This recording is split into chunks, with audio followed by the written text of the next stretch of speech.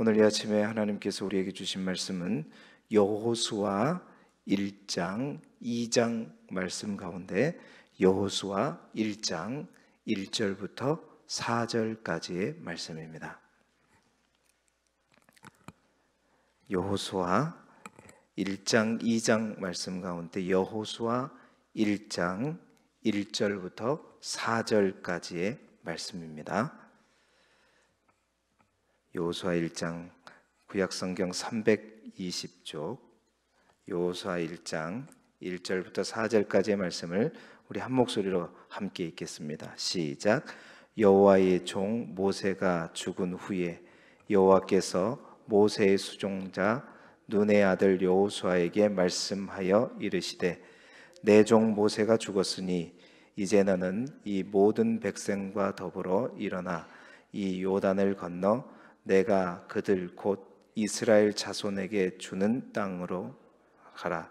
내가 모세에게 말한 바와 같이 너희 발바닥으로 밟는 곳은 모두 내가 너희에게 주었노니 곧 광야와 이 레바논에서부터 큰 강 곧 유브라데 강까지 해쪽 속의 온 땅과 또 해 지는 쪽 대해까지 너희의 영토가 되리라.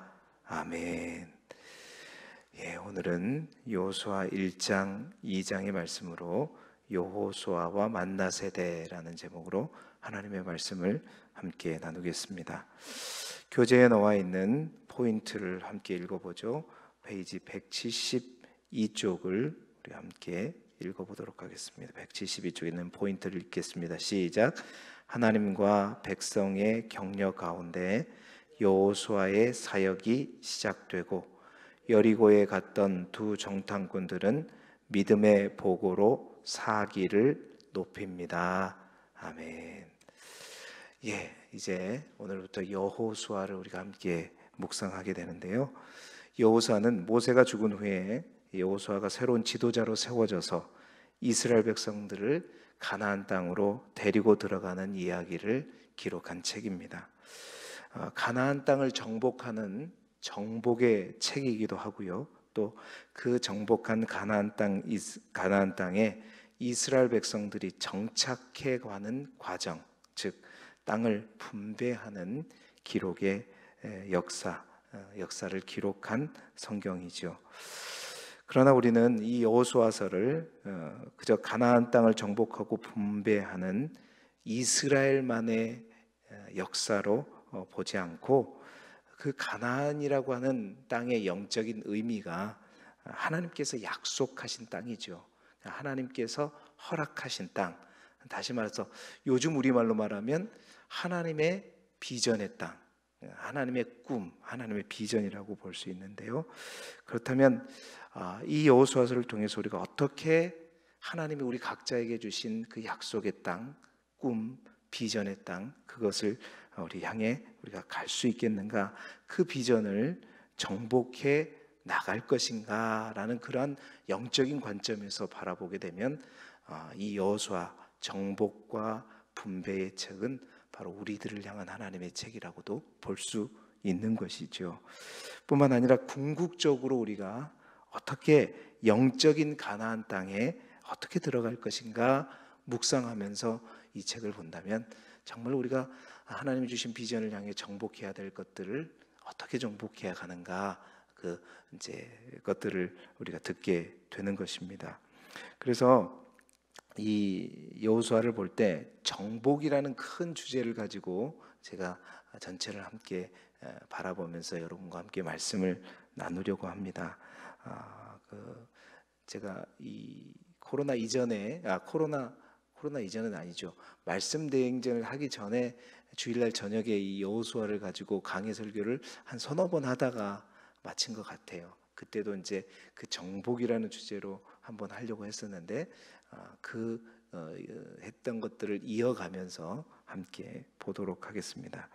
그 가운데 오늘 우리가 읽은 1장, 2장의 내용을 간단하게 살펴보게 되면 1장은 이제 새 일꾼으로 또 세움을 받게 된 지도자 여호수아가 하나님이 함께 하심을 확신하고 이제 요단강을 건너기 위한 준비의 명령을 이스라엘 백성들에게 내리게 되는 내용이 바로 1장의 내용이고, 2장에는 이제 요단강 도하에 앞서서 시딤에서 저 여리고성에 2명의 정탐꾼을 보냈죠.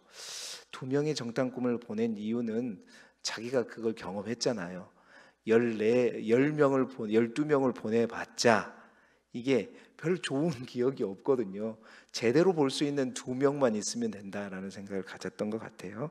그래서 2명의 정탐꾼을 여리고성에 보내는 가운데 있었던 일과 함께 그 2명의 정탐꾼의 보고를 듣고 여호수아가 과연 하나님께서 이 발걸음에 우리와 함께 하신다라는 사실을 확신하게 되는 내용이 바로 2장의 내용입니다. 자, 그렇다면 2장을 통해서 우리가 약속하신 그 땅을 정복하기 위해서 우리가 먼저 정복해야 될 것들이 무엇인가, 또 준비해야 될 것들이 무엇인가, 오늘 우리에게 하나님의 음성으로 함께 나누기를 원합니다. 첫 번째로 우리가 기억할 것은 정복해야 될 땅을 먼저 우리가 하나님으로부터 받아야 됩니다. 여러분, 하나님이 주신 약속의 땅을 정복한다는 것은 단순히 우리가 싸워서 그 땅을 차지하는 의미가 아니라 여러 가지 정복의 과정을 통해서 그 땅만 차지하면 되는 것이 아니라 그 땅을 정복해 갈 때 수많은 작은 것들을 하나씩 정복하면서 완성해가는 과정이라고 볼 수 있는 거죠. 그래서 그 과정 속에서 우리가 정복해야 될 많은 것들이 있는 거예요. 가장 먼저는 이제 우리가 중요한 것은 이제 먼저 그 과정 가운데 정복해야 될 것들을 찾아내기 전에 먼저 선행돼야 될 게 있죠. 그건 뭐냐면 정확한 우리의 가나안 땅을 내가 설정하는 것이 아니라 누구로부터? 하나님으로부터 받는 것이 중요해요. 그러니까 이 첫 단추가 잘못 끼워지게 되면, 그러니까 하나님이 주신 비전의 땅이 아니라 내가 내 욕심에 갖게 되는 나의 꿈의 땅, 그걸 하나님의 비전으로 착각하면 안 된다는 거죠. 여러분, 그런 의미에서 오늘 우리가 함께 읽었던 여호수아 1장 1절부터 4절까지는 이 여호수아서를 열어가는 첫 단추입니다. 분명히 오늘 1절부터 4절까지를 통해서 하나님 우리에게 말씀하시는 게 있어요. 굉장히 중요합니다. 당연한 것처럼 우리는 여기지만 굉장히 중요한 거예요. 그거 뭐냐? 하나님은 모세의 수종자 눈의 아들 여호수아에게 직접 분명한 여호수아의 비전을 주고 계신다는 거죠. 여호수아의 입장에서는 하나님으로부터 이제 자신의 인생 전부를 걸고 가야 할 비전을 받고 있는 본문이 바로 오늘 우리가 읽었던 1절부터 4절까지예요. 가나안 땅을 이스라엘 백성과 더불어 차지하라, 점령하라, 정복하라. 여러분, 이 비전은 여호수아 자신이 설정한 비전도 아니고 모세가 여호수아에게 하라고 내린 비전도 아니고 하나님으로부터 이제 여호수아가 직접 받은 하나님의 명령이죠. 하나님께서 직접 여호수아에게 명령하신 하나님의 비전입니다. 사랑하는 성도 여러분, 진정한 정복의 시작은 어디에서부터 시작되어야 되느냐? 바로 하나님의 명령으로부터 시작되어야 된 줄 믿습니다. 우리가 아무거나 정복하는 게 아니에요. 아무거나 내가 꿈을 설정해 놓고 그 땅을 내가 밟기를 원한다고 해서 하나님이 도와주시는 것이 아니라 하나님으로부터 그 비전의 땅을 받아야 되는 거예요. 이게 먼저입니다. 이게 먼저예요. 나의 욕심에 의해서 내가 목표를 설정하고 내가 그것을 향해 정복해 가는 것이 아니라 오늘 여호수아서가 우리에게 분명히 말해주는 첫 번째 메시지는 하나님으로부터 정복할 땅을 받아라. 할렐루야. 하나님으로부터 정복할 땅을 받아라. 제가 그랬잖아요. 저는 이 전기로서 세상을 밝히는 게 하나님의 비전이냐 알았는데 그건 내 비전이었고 내가 원하는 가나안 땅이었는데 그게 하나님이 원하시는 가나안 땅이 아니라는 것을 알게 된 즉시 모든 것을 내려놓고 또 다른 목회의 길, 그것이 하나님이 원하시는 가나안 땅, 하나님의 비전이었죠. 임하는 자세가 다르고요, 임하는 과정이 달라요. 분명한 것은 내 비전, 내 꿈이 아니라 하나님이 주신 비전과 하나님이 약속하신 땅을 하나님으로부터 받으라는 것입니다. 여러분, 그 땅을 받을 때 우리 하나님께서 반드시 함께 하시고 책임지시고 이끄시고 동행하시고 먼저 가실 줄 믿습니다. 예, 많이 훈련됐어요 이제. 자, 여러분 안에 크던 작던이 문제가 되지 않아요. 큰 게 아니라 작은 게 아니라 하나님이 원하시는 것, 하나님이 뜻하시는 것, 그것이 바로 우리가 정복해야 될 가나안 땅이다. 여러분, 오늘 이 새벽에 그 땅을 하나님으로부터 받는 아침이 되기를 원하고, 또 이미 받았다면 그 땅을 나의 비전으로 더욱더 굳건히 하고 달려나아갈 수 있기를 주님의 이름으로 축복합니다. 자, 그러면 그 땅으로부터, 그 첫 단추로부터 시작해서 이제 오늘 본문을 통해서 우리가 알게 되는 가장 먼저 정복해야 될 것이 무엇이냐? 첫 번째로 상실감을 정복해야 된다. 상실감을 정복해. 그 말이 무슨 말인가? 여러분, 한 사람을 잃은 슬픔은 개인에게 있어서 얼마나 큰 아픔을 가져다 주는지, 그 아픔을 실제로 경험해 보지 않은 사람은 사실은 함부로 말할 수가 없는 거죠. 더욱 그 죽은 사람이요, 자신의 유일한 희망이었다면, 여러분, 그 죽음은 자신의 모든 희망을 빼앗아가는 큰 아픔이 되는 것입니다. 말로 표현할 수 없는 상실감 속에 홀로 버려진 듯한 외로움과 슬픔의 시간을 보내게 되는 것이지요. 자, 그 상태로는 절대 하나님이 원하시는 비전의 땅을 정복할 수가 없어요. 그래서 먼저 여호수아에게 필요했던 첫 번째 정복할 것은 뭐냐면 그 상실감. 모세, 자신의 전부였고, 자기는 단 한 번도 자기 뜻대로 해본 것이 아니라 모세가 명령한 대로만 했었거든요. 근데 그 모세를 잃어버렸어요. 이제 그 모세 없이 자신이 그 일들을 감당해야 되고, 모세도 한 번도 해보지 않는 그 일들을 감당해야 되는 거예요. 그랬을 때 더욱더 크게 느껴진 것은 내가 믿고 의지하던 그 모세가 없다는 거죠. 그 상실감을 먼저 반드시 정복해야 된다는 거예요. 그동안 의지했던 나의 모든 과거를 어떻게 하라? 떠나야 된다는 겁니다. 이게 먼저 정복해야 될 상실감의 정복이에요. 여러분, 새로운 지도자 여호수아에게 하나님께서 말씀하신 첫 번째 말씀이 뭐냐? 여러분, 2절에 보세요. 이제 여호와께서 여호수아에게 말씀하신 첫 번째 말씀이, 첫 번째 시작의 말씀이 뭐냐면 내 종 모세가 어떻게 했다? 죽었다. 여호수아야, 분명히 알아라. 내 종 모세는 죽었다. 죽었다는 거예요. 그 말은 모세와 연결된 그 모든 것을 묻어라. 모세가 죽었듯이 다 묻어라. 과거를 끊어라. 더 이상 과거에 얽매이지 말라는 거예요. 과거를 떠나서 미래를 향해 전진하라는 것입니다. 모세를 잃은 슬픔에 상실감에 잠겨 있지 말고 죽은 모세에게 매이지 말아라. 너는 이제 너다. 너는 너라는 거예요. 모세의 수종자가 아니라는 겁니다. 과거에 발목 잡혀서는 안 된다는 거예요. 모세가 항상 여호수아의 마음속에 살아있으면 어떻게 되는 거예요? 끊임없이 그는 비교의식에 사로잡히게 되는 것이고, 힘들 때마다 모세를 바라보게 되는 것이고, 생각하게 되는 것이죠. 뒤를 돌아보게 되는 것이죠. 하나님은 아니다라는 거예요. 모세는 죽었다. 이제 너의 백성들과 함께 일어나라. 일어나라는 거예요. 더 이상 과거라는 무덤에 꽃다발을 놓지 말고 사도 바울처럼 어떻게 하라? 뒤의 것을 잊어버리고 둯대를 향하여 나아가라는 겁니다. 여러분, 하나님의 약속이 있는 한, 여러분, 과거에 얽매이지 않고 새 땅을 향해 나아가는 저와 여러분이 되기를 주님의 이름으로 축복합니다. 첫 번째는 뭘 정복해야 돼요? 상실감을 정복해야 돼요. 과거를 끊어야 합니다. 뒤돌아보지 말아야 돼요. 두 번째는 뭐냐면 두려움을 정복해야 되는 겁니다. 지금 여호수아에게 있어서 가장 큰 부담과 문제는 두려움이죠. 말씀드린 대로 모세의 명령에 따라서만 순종했던 내가 이제 어떻게 한 번도 내가 해보지 않는 일을 감당할 수 있는가?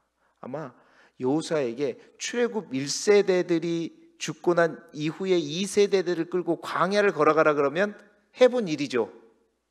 그렇죠? 모세와 함께 했던 일이기 때문에 아마 한번 해볼만 했을 거예요.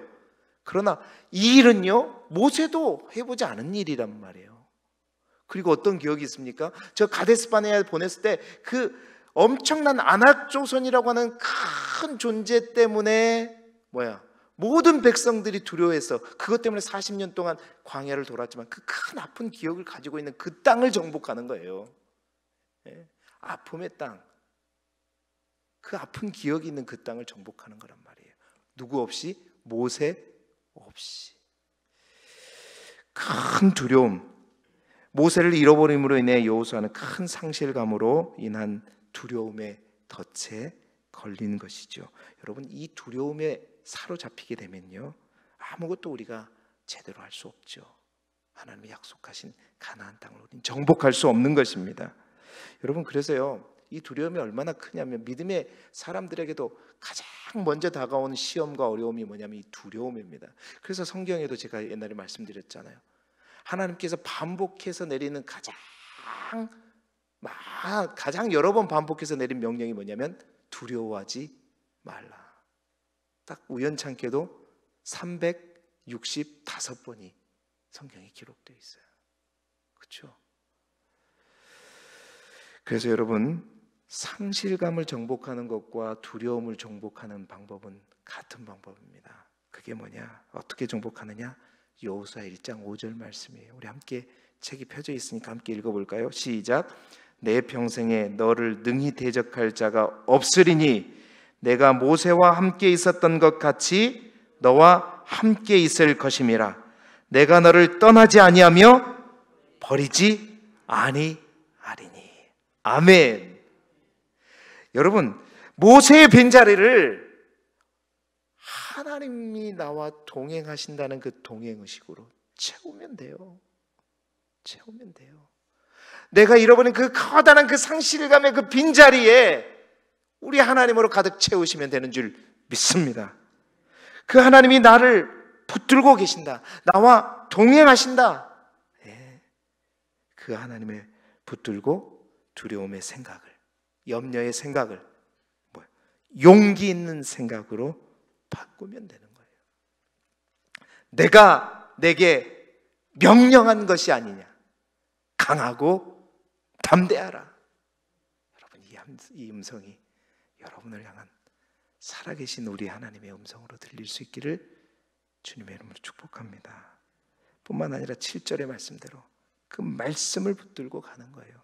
그래야 그 음성을 들었던 그 마음이 흔들리지 않아요.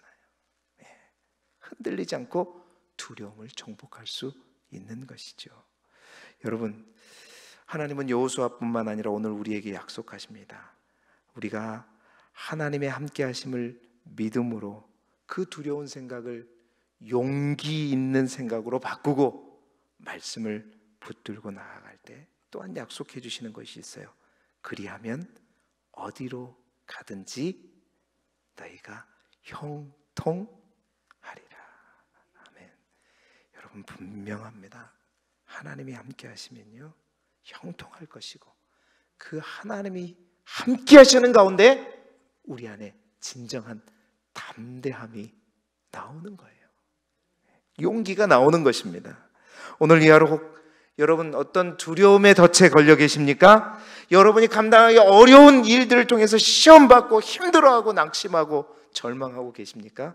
그 절망의 생각을 우리와 함께 하시는 하나님으로 말미암아 용기 있는 생각으로, 담대한 생각으로 바꾸시기를 주님의 이름으로 축복해요. 내가 너와 함께 하리라. 내가 너에게 명령한 것이 아니냐. 강하고 담대하라. 할렐루야.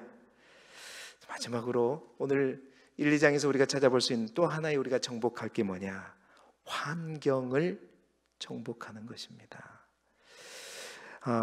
마지막으로 우리가 정복해야 할 또 하나의 것을 여호수아가 아닌 2장에 있는 저 여리고성에서 두 정탐꾼이 만난 라합을 통해서 우리가 배우게 됩니다.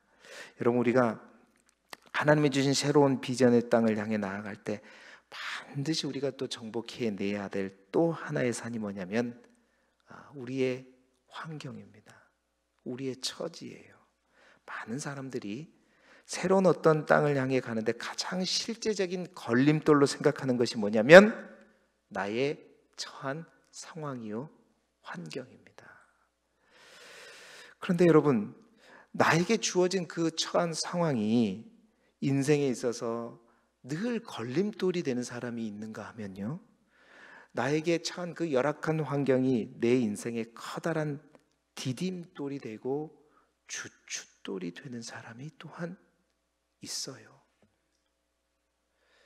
그것을 오늘 우리가 읽은 여호수아 2장은 우리에게 말씀하고요. 누구를 통해서? 기생 라합을 통해서 말이죠. 여러분, 라합은 기생이었습니다. 요단강을 건너서 여리고로 가는 그 길의 여리고는요, 많은 사람들이 오고 가는 곳이기 때문에 굉장히 숙박업이 발달된 곳이라고 말씀드렸죠. 그러다 보니까 쉬었다 가는 곳에 또 여성들이 남성들을 또 수중두는, 여러분, 그 당시 라합은 여리고에서 대대로 여관업을 하는 집안의 딸이었어요.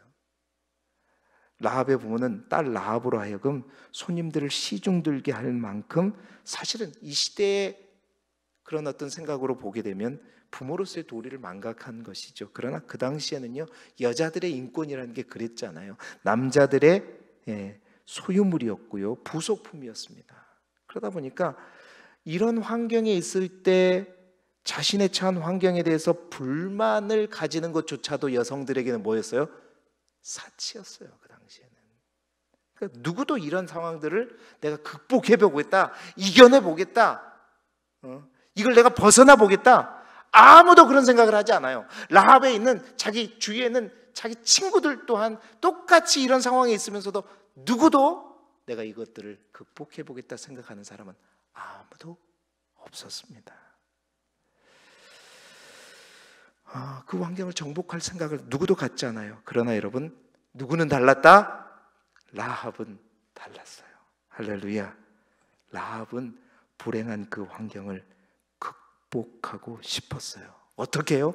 어떨 때부터요?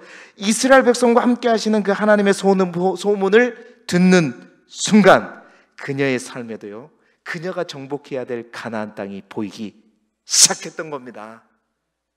그래서 그는 나의 처한 이 상황들을 운명이러니 하고 그냥 주저앉아 버린 것이 아니라 이 운명을 누구와 더불어? 이스라엘 백성과 함께하는 그 하나님을 나 또한 붙들 수 있다면 운명처럼 여겨지는 나의 흙수저와 같은 이 인생 또한 나는 다시 극복할 수 있다 없다? 있다. 여러분, 우리의 처한 환경이 나를 절망케 하고 좌절케 하는 그러한 어떤 환경으로 끝나는 것이 아니라 그 환경을 우리의 삶의 새로운 발판으로 디딤돌로 삼으면 그 어려움으로 인해서 우리는 더 큰 하나님이 원하시고 하나님 우리에게 주신 새로운 땅, 가나안 땅으로 갈 수 있을 줄 믿습니다. 절망적인 나의 건강이, 절망적인 우리의 가정의 모든 상황들이 여러분 하나님 안에서 그 절망을 받으면 그것이 여러분 삶의 새로운 디딤돌과 주춧돌이 될 때, 중요한 것은 하나님 안에서. 여러분, 라합이 그 운명을 깨기, 그 환경을 깨기 시작한 때가 언제냐면 바로 여호수아 2장 11절 우리가 듣자 곧 마음이 녹았고 너희로 말미암아 사람이 정신을 잃었나니 너희의 하나님 여호와는 위로는 하늘에서도 아래는 땅에서도 하나님이시라. 말씀은, 믿음은 들음으로부터 난다 그랬죠.